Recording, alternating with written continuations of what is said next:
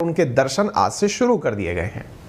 जहां एक और पाकिस्तान और अफगानिस्तान हर दिन मंदिर तोड़ने की घटनाओं के कारण सुर्खियों में रहते हैं, वहीं दूसरी ओर इस समय यूएई सुर्खियों में है, क्योंकि यहां पर पूरी तरह से वहां पर रह रही आम जनता के लिए, वहाँ पर रह रहे जो हिंदू हैं उनके लिए एक मंदिर का निर्माण किया गया और दशहरे के दिन से दर्शन प्रारंभ कर दिए गए हैं। आइए कुछ अखबारों की न्यूज़ से इस माध्यम को जानने की कोशिश करते हैं। आप यहाँ पर देख सकते हैं, majestic Hindu temple open in Dubai, grand and majestic Hindu temple open in Dubai. Dubai के अंदर इसे ओपन किया गया है और यहाँ पर लगभग $16 मिलियन का खर्च आया है इस मंदिर को बनाने में और 16 ही डेटीज देवी देवता इस मंदिर में विराजमान किए गए हैं। कहाँ पर है ये, आइए एक बार वर्ल्ड मैप पर जानते हैं। आप जिन देशों को गल्फ नेशंस के नाम से जानते हैं, भारत के पश्चिम की तरफ फारस की खाड़ी से जुड़ा हुआ नेशन यूएई। यूएई के मैप को अगर आप यहाँ पर रेड डॉट से देख रहे हैं तो इसे मैं थोड़ा जूम करके भी आपको दिखाता हूँ। आप अगर देखेंगे तो ये रहा यूनाइटेड अरब अमीरात और इस यूनाइटेड अरब अमीरात के अंदर 7 बड़े अमीरात हैं। उनमें सबसे बड़ा अबू धाबी है और सेकंड लार्जेस्ट दुबई है। यदि मैं दुबई को आपके यहाँ पर एक जगह से दिखाऊं तो इस जगह का नाम है जेबेल अली। इस जेबेल अली नामक स्थान पर इस टेम्पल का निर्माण किया गया है। ये दुबई में बना हुआ टेम्पल है। अबू धाबी में मंदिर का निर्माण चल रहा है। प्रधानमंत्री नरेंद्र मोदी जी जो हैं वो उसके फाउंडेशन स्टोन में रखते समय पहुंचे थे। एस जयशंकर साहब सितंबर माह में ही उसका निर्माण करारी देखते हुए आए हैं। दुबई में ये जो टेम्पल बना है इसकी कुछ तस्वीरें मैं आपके साथ साझा कर रहा हूं। आप एक बार इन तस्वीरों को देख सकते हैं। ये तस्वीरें अपने आप में बहुत भव्य प्रतीत होती हैं।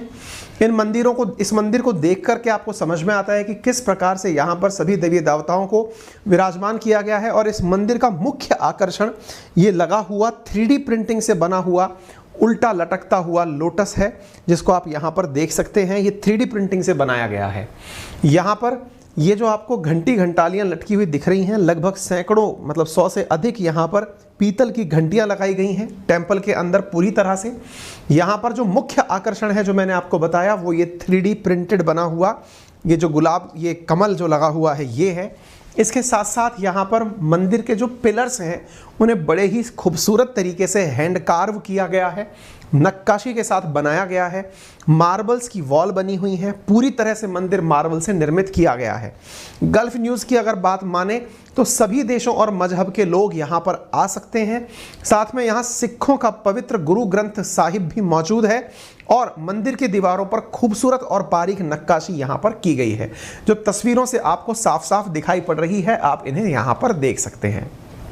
मंदिर में लागत कितनी आई, क्या कॉस्ट रही, आइए एक बार उसका आंकड़ा जान लेते हैं। इस मंदिर के निर्माण में 900 टन स्टील का इस्तेमाल, 600 cubic metre concrete, 500 square metre marble, 5000 square feet का मुख्य सभागार, 1500 श्रद्धालु एक बार में बैठने की क्षमता, 750 श्रद्धालु ग्राउंड फ्लोर में बैठने की क्षमता, 200 श्रद्धालु एक ही बार में हॉल में सिटिंग कैपेसिटी, 6000 लोग हर दिन यहाँ पर पहुँच सकते हैं, 1 लाख श्रद्धालु यहाँ पर दीवानी पर आने अनुमानित हैं।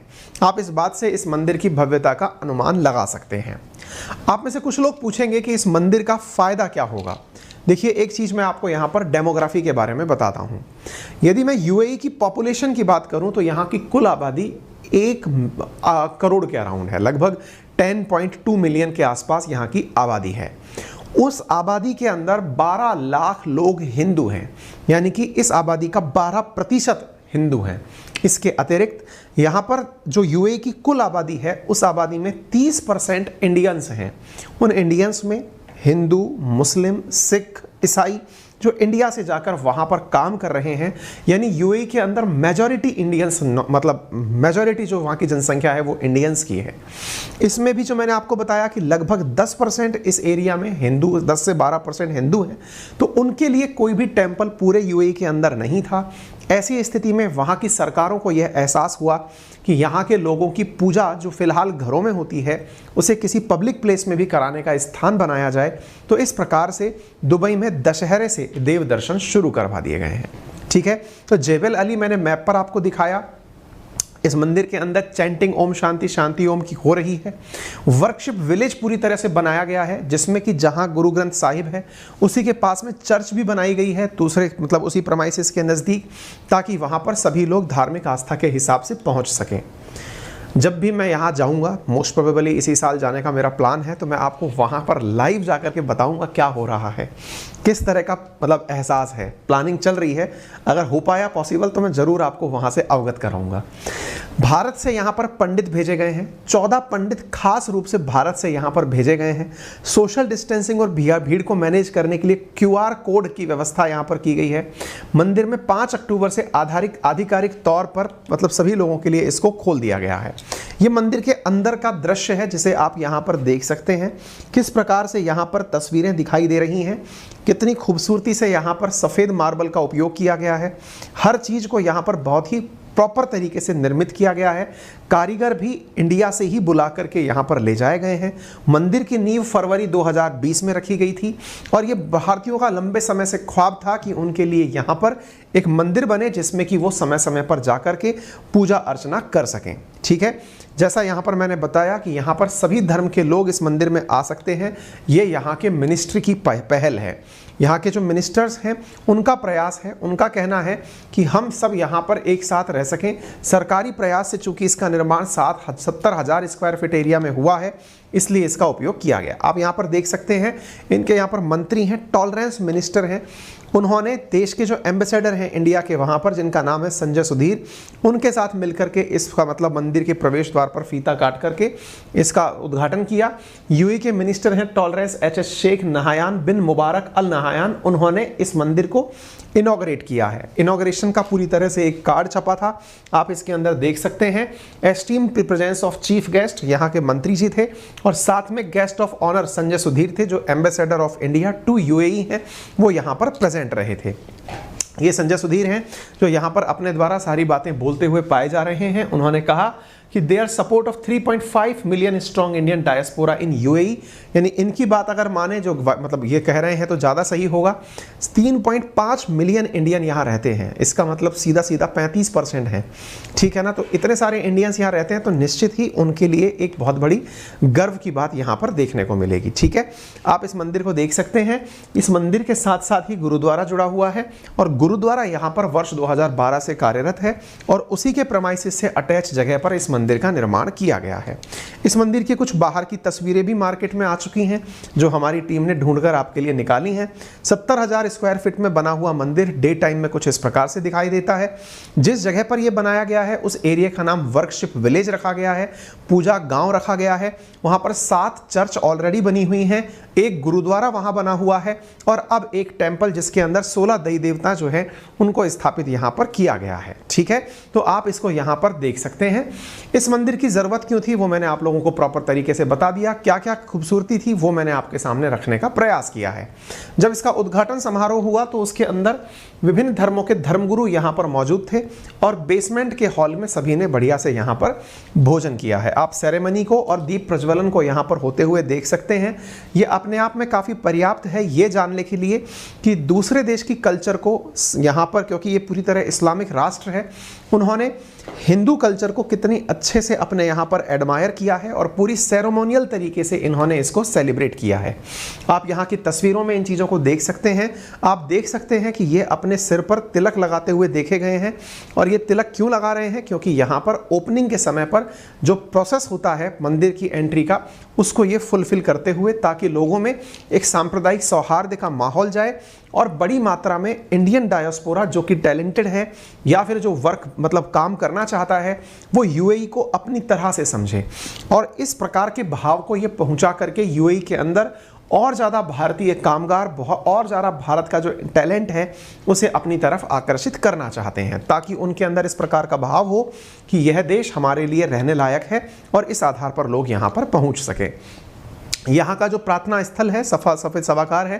मैंने जैसे आपसे कहा कि 3D प्रिंट वाला यहाँ कमल का पुष्प लगाया गया है, जो कि 3D प्रिंट क्या होता है, मशीन से बनाया हुआ है ना। एक तो होता है पेंटर बनाए या फिर कारीगर बनाए लेकिन मशीन ने अपने आप उसको एज इट इज ढाल दिया। आजकल ये नया सिस्टम है, पूरे घर को आप 24 घंटे के अंदर 3D प्रिंटिंग से बना सकते हैं।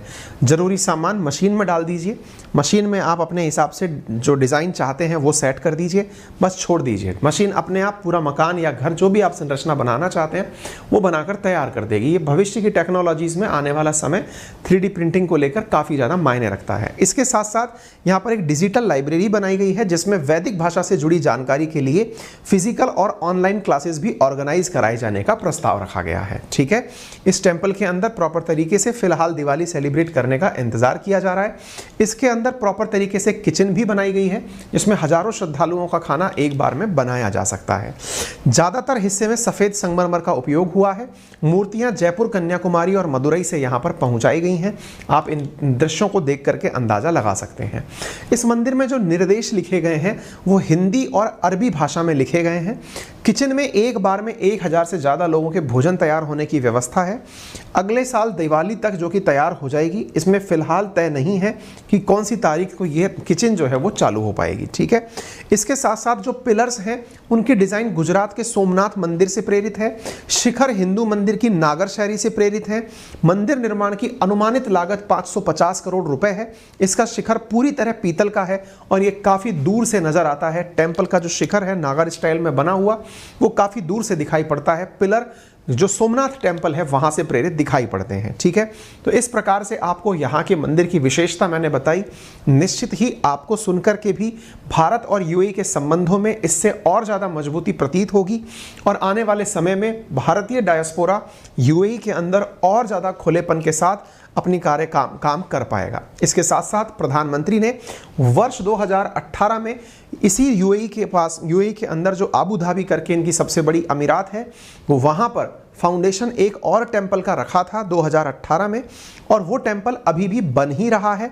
कहाँ पर है आबू धाबी, तो मैं दिखा दूँ। ये रहा आबू धाबी जो यहाँ की सबसे बड़ी अमीरात है यूएई की, और इसके अंदर टेंपल की बुनियाद रखी गई थी। उस पर ये देखिए इसका निर्माण कार्य चल रहा है।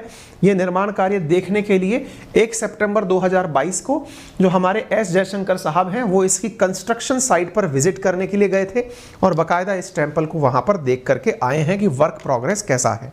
ठीक है, तो कहने का कुल मिलाकर अर्थ ये है कि यूएई काफ़ी अच्छे से इंडियन कल्चर को अपने साथ आत्मसात कर रहा है और इंडियंस को बिल्कुल इन होम एट होम फील कराने का प्रयास किया जा रहा है। ठीक है, फिलहाल के लिए इतना ही। जानकारी पसंद आई हो तो अपने सभी साथियों से इसे साझा करें। चैनल पर नए हैं तो सब्सक्राइब कर लें। वीडियो पसंद आया हो तो लाइक करना बिल्कुल ना भूलें। मेरा रेफरल कोड है अंकित 10 जिसका यूज़ करके अनअकैडमी पर आप पा सकते हैं 10% का डिस्काउंट। अनअकैडमी पर इस कंटेंट की PDF आप मेरे टेलीग्राम चैनल अंकित अवस्थी सर जो कि वेरीफाइड अकाउंट है उस पर आपको प्राप्त हो जाएगी। यूपीएससी, एसएससी, बैंकिंग तमाम कैटेगरीज के लिए आप हमारे रेफरल कोड को यूज़ करके 10% डिस्काउंट के साथ कोर्स परचेज कर सकते हैं। फिलहाल के लिए इतना ही। अपना ख्याल रखें।